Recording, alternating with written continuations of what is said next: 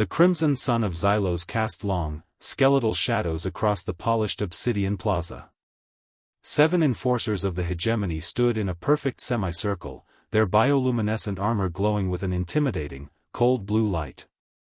Each was a paragon of Xylosian might, towering, with multiple articulated limbs, their psionic dampeners radiating a field of absolute silence.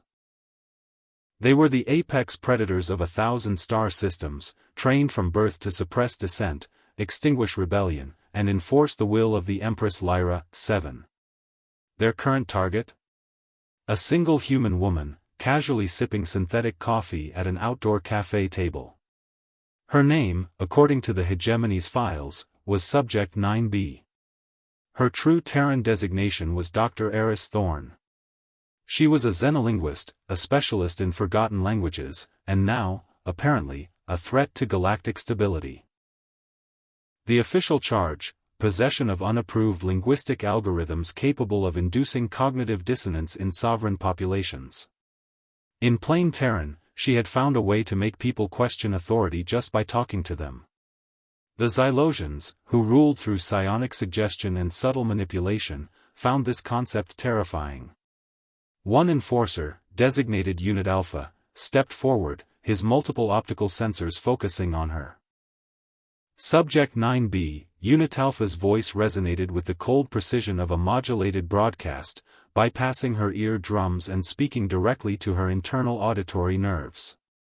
You are in violation of Article 7B of the hegemony's thought purity statutes. Your detention has been authorized. Do not resist. Eris Thorne slowly lowered her coffee cup. Her expression was calm, almost amused. She looked at the 7 towering figures, then glanced around the emptying plaza. The Xylosian citizens, accustomed to the enforcer's presence, were already dissolving into the shadows, their psionic senses screaming warnings. Thought purity statutes? Eris's voice was soft, melodic, yet it carried an odd weight that Unit Alpha found unsettling. Is that what you call controlling what people believe? What they feel? Do you really think you can sterilize a mind like a surgical tool? She picked up a small, ornate sugar cube from her saucer and gently placed it in her empty cup. The simple, deliberate action seemed to disarm the enforcers more than any aggressive move. Their primary programming didn't have a protocol for casual defiance.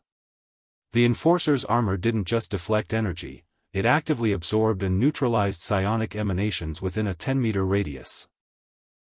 This meant Eris Thorne, a human, was standing in a bubble of absolute mental silence, cut off from any potential telepathic communication or influence.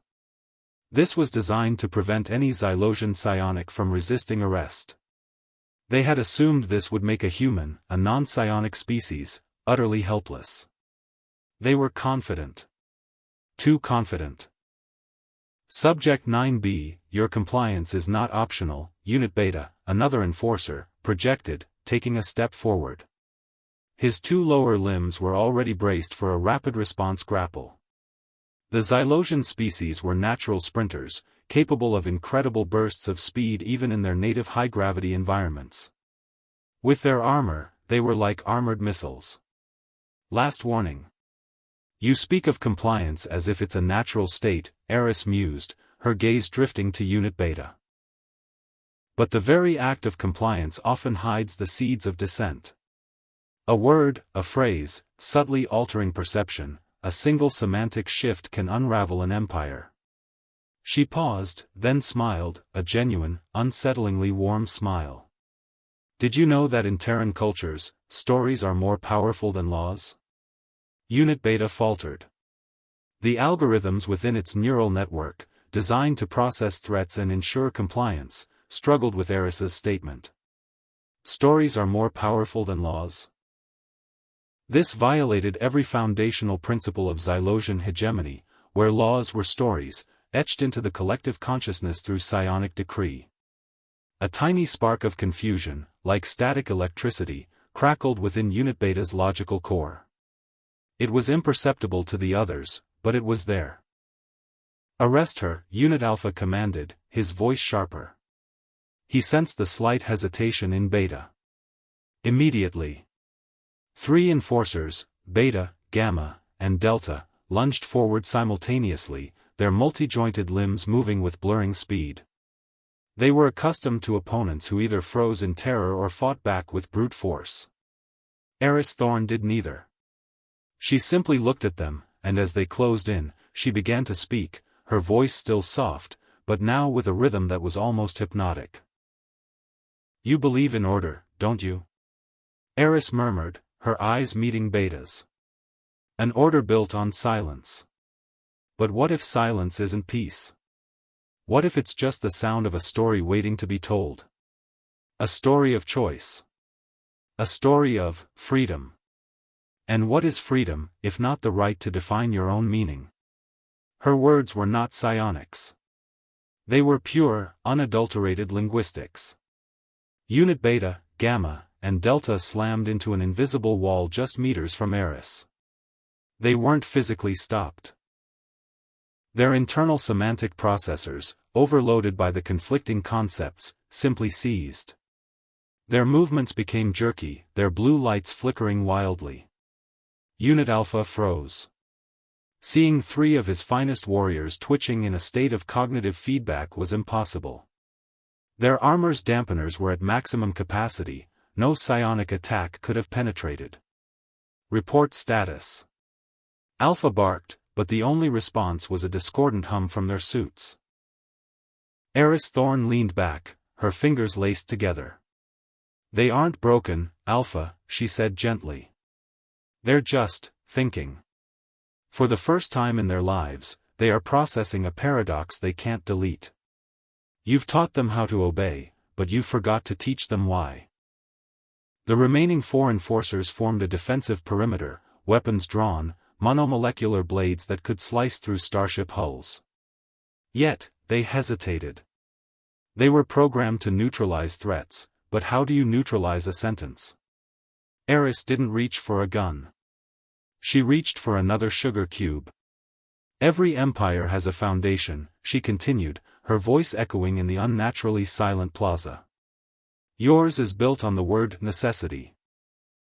But what happens to necessity when you introduce the concept of maybe?"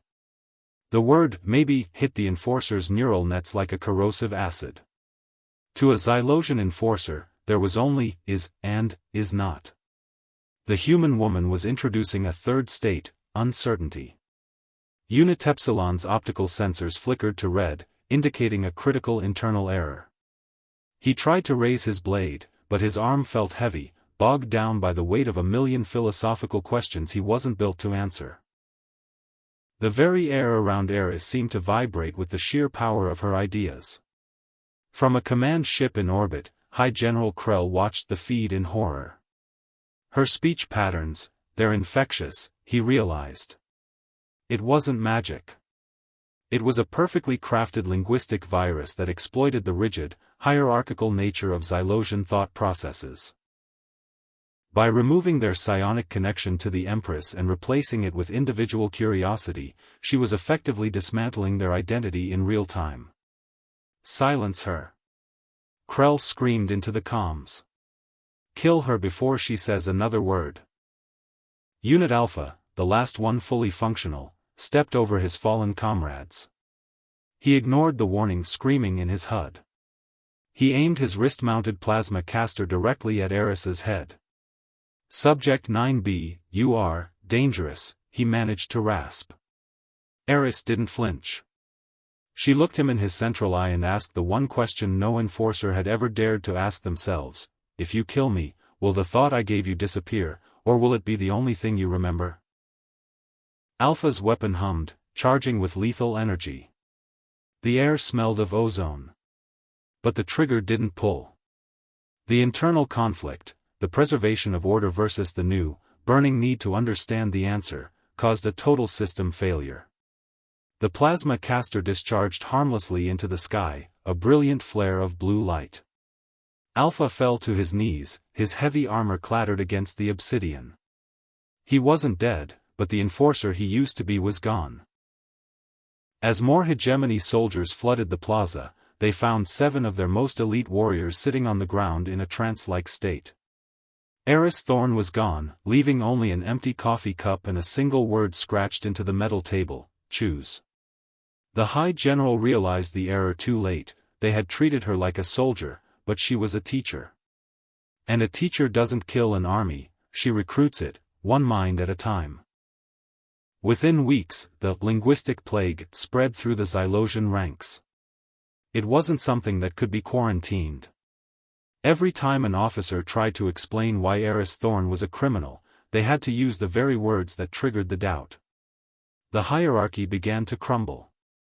Soldiers began to ask why, and what if.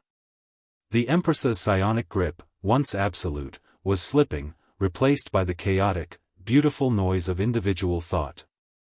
The hegemony didn't fall to bombs or lasers. It fell to a conversation.